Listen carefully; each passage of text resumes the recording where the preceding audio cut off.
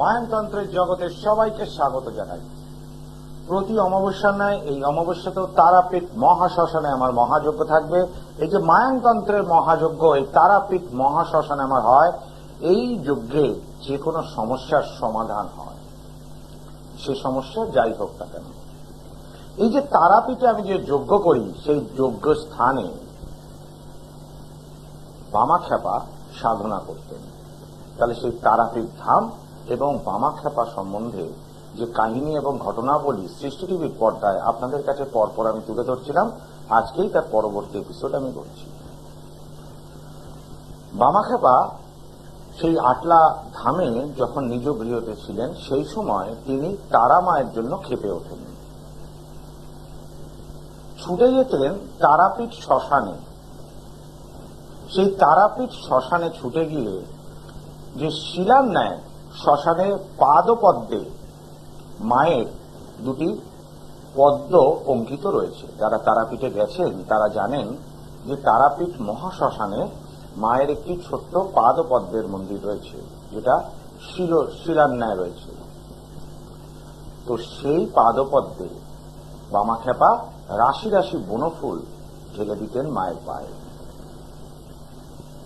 অমন্ত্রক তিনি মায়ের পুজো করতেন। অমন্ত্রক মানে মন্ত্র ছাড়া, ধ্যান আর ভক্তি দ্বারা মায়ের পুজো করতেন।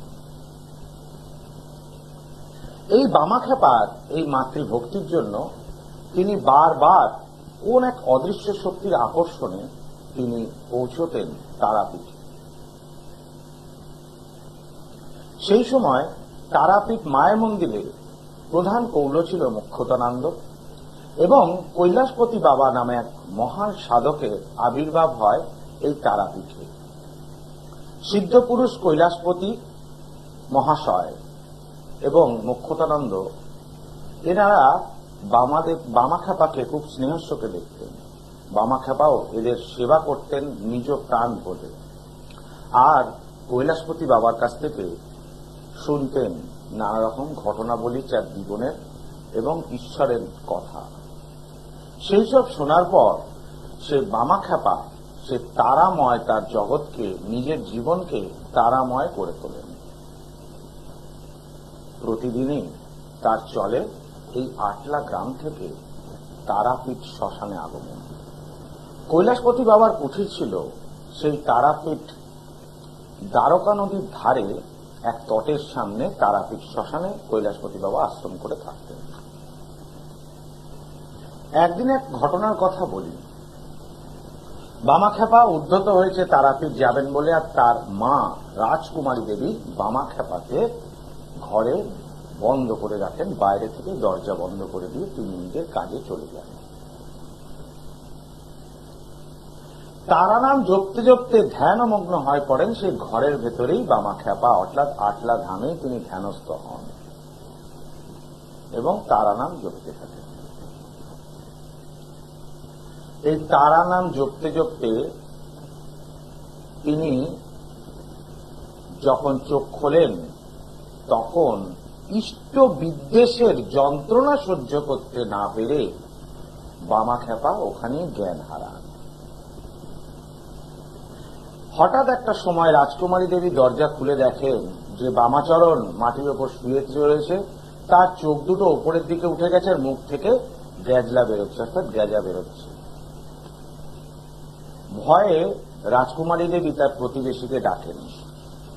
প্রতিবেশীদের আসার পর এক বৈদ্য এসে সেই সময় ক্ষণিকের বামাচরণকে সুস্থ করলেন। রাজকুমারী দেবী এবং তার প্রতিবেশীরা তাকে বোঝান, অর্থাৎ বামাচরণকে বোঝান যে এইভাবে যদি জীবন ধারণ করতে হয় তাহলে তো সংসার চলবে না, প্রত্যেকে অন্ন হারে না খেতে পেয়ে মারা যাবে। সুতরাং বামাচরণ যেহেতু এই সংসারের বড় ছেলে, তাকে সংসারের দায়িত্ব নিতে হবে। বামাচরণের মনে এই কথাটা খুবই লাগে, তার কারণ সে যেহেতু বড় ছেলে, তাকে তার ভাই এবং বোনের আর মায়ের তো দায়িত্ব নিতেই হবে। সে সংসার তো ত্যাগ করতে পারবে না। সে তার মাকে বলে, মা, একটা কুলীন ব্রাহ্মণের কি কোথাও কোনো কাজ জুটবে না? কোথাও ঘুরে এলে ঠিক দুটো পয়সা হবে। সেই প্রতিবেশীরাই ঠিক করে এক জায়গায় পুজোর কাজে নিয়োজিত করেন বামাচরণ। কিন্তু বামাচরণ সে কি আর পুজোর মন্ত্র জানে? সে তো মন্ত্রও জানে না। সে যেভাবে সেখানে পুজো করতে গেল, সেই পুজো কিন্তু যজমানরা গ্রহণ করলেন না। সেই রকম 2-4 দিন থাকার পর সেখান থেকে তার চাকরি গেল, ফিরে এলো নিজ গৃহে। রাজকুমারী দেবী বুঝতে পারেন একে দিয়ে আর কিছু করা সম্ভব নয়। হাওড়ে সংসারের কোনো কিছুতেই মন লাগে না তার। বুঝতে পেরেছিলেন রাজকুমারী দেবী যে একে দিয়ে কোন রকম কাজ কিছু চলবে না। অর্থ রোজগার না করতে পারা, তার মনে তো একটা কষ্ট, এই সংসার দেখতে পারা। কিন্তু যখনই তার সেই তারামায়ের কথা মনে পড়ে, তখন সে সমস্ত এইসব ব্যথা বেদনা যন্ত্রণা শুধু ভুলে যায়। খেপে ওঠেন মাতৃরূপ দর্শনে, অর্থাৎ তারামায়ের দর্শনে। সেই থেকে বামাচরণকে অনেকে খ্যাপা বাবা বলে ডাকতে আরম্ভ করেন। খ্যাপা সাধন নয়, আচরণ আরম্ভ করেন যদি তারাপীঠে পৌঁছতে না পারে। এমন একদিন দুর্যোগপূর্ণ দিনে দ্বারকা নদীতে বান আসে, জলের স্তর অনেকখানি বৃদ্ধি পায়। যারা তারাপীঠে গেছেন, বর্তমানে দ্বারকা নদীতে সেই খরস্রোতা নদীর সেই গতিবেগ আর নেই। পরিবেশের কারণে, বর্তমান পরিবেশের কারণে এই খরস্রোতা নদীর খরস্রোতা ভাবটি নষ্ট হয়ে গেছে। এইরকম প্রাকৃতিক বিপর্যয়, যে নদীর জলের স্তর যদি কমতে থাকে তাহলে আমাদের গরম বৃদ্ধি হতে থাকে, যেটা বর্তমান সময়ে আগত হয়েছে। তো সেই সময়কার কথা বলছি। সেই খরস্রোতা নদীতে প্রচন্ড পরিমাণে বান আসে, অর্থাৎ বন্যা হওয়ার মতো। সেই সময় সেই বানযুক্ত নদীতে সে ঝাঁপ দেয় বামাচরণ, এবং নদী পার হয়ে সে পৌঁছায় কৈলাসপতি বাবার আশ্রমে। সে সন্ধ্যাকালীন কৈলাসপতি বাবা বুঝেছিলেন যে তার একনিষ্ঠ শিষ্য বামাচরণের দীক্ষার সময় হয়ে গিয়েছে। সেই দিন কৈলাসপতি বাবা বামাচরণের কানে তারা মন্ত্র দিয়ে তাকে দীক্ষা দান করেন এবং সন্ন্যাস দীক্ষায় তিনি তাকে নিযুক্ত করেন।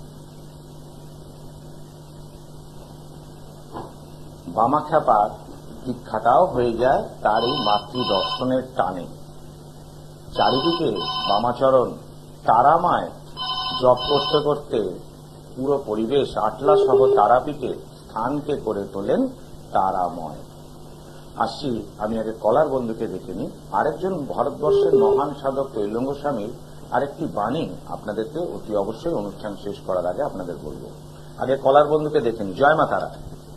জয় মা তারা দাদা, নমস্কার। নমস্কার। কে বলছেন, কোথা থেকে বলছেন? দাদা আমি গড়িয়া থেকে বলছি। গড়িয়া থেকে বলুন।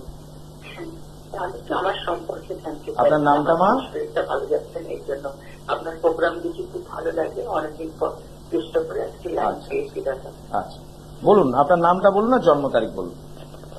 আমার নাম হচ্ছে দীপান্বিতা। দীপান্বিতা কি? দীপান্বিতা সেন। সেন? হ্যাঁ। আচ্ছা, দীপান্বিতা সেন। জন্ম তারিখ বলুন। ডেট অফ বার্থ বলুন, জন্ম তারিখ।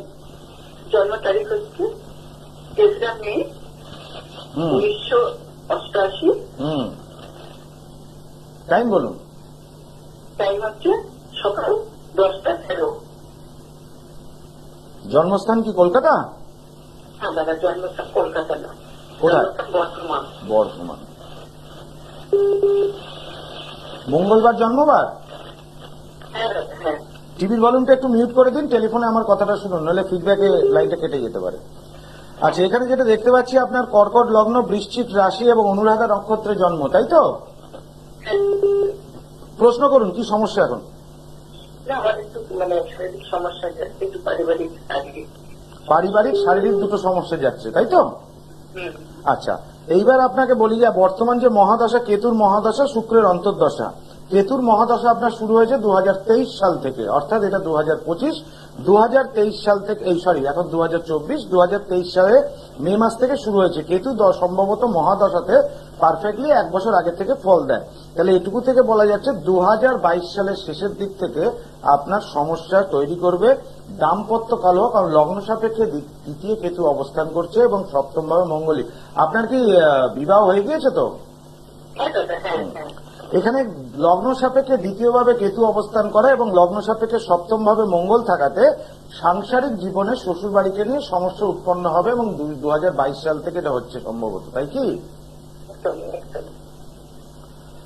এখন কি চাইছেন আপনি বলুন? সম্পর্ক মানে ছেড়ে দিয়ে চলে আসতে, না যাতে সম্পর্কটা রাখা যায় সেইটার ব্যবস্থা করতে, কোনটা? যাতে সম্পর্ক ঠিক হয়ে যায়। সম্পর্ক। আপনি কি বর্তমানে এখন শ্বশুর বাড়িতেই আছেন?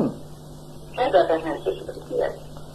দেখুন, এই জায়গাটা যে 2023 সাল থেকে আপনার গ্রহগত দশা পরিবর্তন হয়েছে, তার এফেক্টটা 2022 সাল থেকে পাবেন। এর একটু প্রতিকারের দরকার আছে, কারণ কেতুর মহাদশা এখন থাকবে 2023 থেকে 2030 সাল পর্যন্ত। সুতরাং এই 7 বছরে আপনার জীবনের উত্থান পতন কিন্তু নির্ভর করছে। এই 7টি বছর আপনার জীবনের জন্য খুব সময়। বর্তমান যে অন্তর্দশা, শুক্রের অন্তর্দশাতে কোনো স্বামী স্ত্রীর যদি বা সম্পর্ক খারাপ হয়ে যায়, দুটো এফেক্ট পড়ে। একটা হচ্ছে মানসিক, দুটো হচ্ছে শারীরিক। শারীরিক সমস্যার ক্ষেত্রে মহিলাদের ক্ষেত্রে প্রথম সমস্যা আসবে গাইনিক সমস্যা, এবং সন্তানকে নিয়ে একটা সমস্যা আসার সম্ভাবনা প্রবল পরিমাণে তৈরি হয়। আর কেতুর অবস্থান থাকাকালীন কেতু গ্রহটির জাত হচ্ছে, কেতুর জাত গ্রহটির জাত হচ্ছে বিষক্রিয়াযুক্ত, অর্থাৎ মনের মধ্যে বিষ ঢুকিয়ে দেওয়ার জন্য কেতু গ্রহের মতো কোন সুইটেবল প্ল্যানেটস কিন্তু অতখানি নেই। এতখানি বিষ ছড়াতে পারে মানুষের মনে এবং শরীরে, সেটা একমাত্র কেতু গ্রহটাই পারে। ফলে কেতুর মহাদশা আপনার লগ্ন সাপেক্ষে দ্বিতীয় থাকাতে সেটা রবির মূল ত্রিকোণস্থ ভাব হওয়া সত্ত্বেও কেতুর অশুভ প্রভাব কিন্তু আপনার জীবনে পড়বে। দ্বিতীয় কথা বলি, আপনি কি কর্মরত রয়েছেন? হ্যাঁ দাদা, হ্যাঁ আমি একটা কাজ করি। আমি জানি সেটা হরস্কোপ একটা কাজ করি। হ্যাঁ, আমি হরস্কোপ থেকে বুঝতে পারছি। তো এই কর্মের জায়গাটাও কিন্তু সমস্যা হবে আপনার। কাজের দিকে মন কিছুতেই লাগবে না, জানা কাজও ভুল হয়ে যাবে আপনার হাত থেকে, হয়তো। হ্যাঁ হয়, হ্যাঁ হয়। এইটা একটু গ্রহগত প্রতিকার না করলে সমস্যাটা মিটবে না। টুকটাক কালা জাদু আপনার বিরুদ্ধে চলবে এবং হতে থাকবে। আচ্ছা। কেমন? জয় মা তারা। দর্শক বন্ধু, মানুষকে সহযোগিতা করাই আমি নিজের ধর্ম মনে করি। জ্যোতিষটা আমার পেশা। আমি যখন চেম্বারে বসি আমি ফিজ নিয়ে দেখি, ফ্রিতে দেখি না কাউকে, কারণ জ্যোতিষটা আমার পেশা, আমার উপার্জনের জায়গা। তন্ত্রটা আমার কাছে সাধনা। আমি যখন ভারতবর্ষের সাধকদের সম্বন্ধে আপনাদের টিভি পর্দায়, সৃষ্টি টিভি ছাড়াও নানা টিভি অনুষ্ঠানে যখন আপনাদের সামনে তুলে ধরছি, তখন নিশ্চয়ই সাধকদের, সেই সাধকের 1% গুণ হলেও আমার মধ্যে থাকতে হবে। নইলে তাদের সম্বন্ধে, তাদের জীবন কাহিনী যদি নিজে পড়ে না বুঝতে পারি, তাহলে আপনাদেরকে কি বোঝাবো? আর তাদের জীবন কাহিনী পড়ার পর নিজেকে অটোমেটিক্যালি সেই সাধনার পথে চলে যাওয়া যায়। যার জন্য মানুষের সমস্যার সমাধান আমি আগে করি, তারপর আমি কিন্তু মূল্য নিই। আমি কোন রকম বড় বড় চেঁচিয়ে চেঁচিয়ে টিভি অনুষ্ঠানে এটা বলি না যে আমি সবকিছু। আমি বলি আমার সঙ্গে যে দেবী ঘুরে বেড়ান, সেই দেবী সমস্ত কিছু কাজ করে।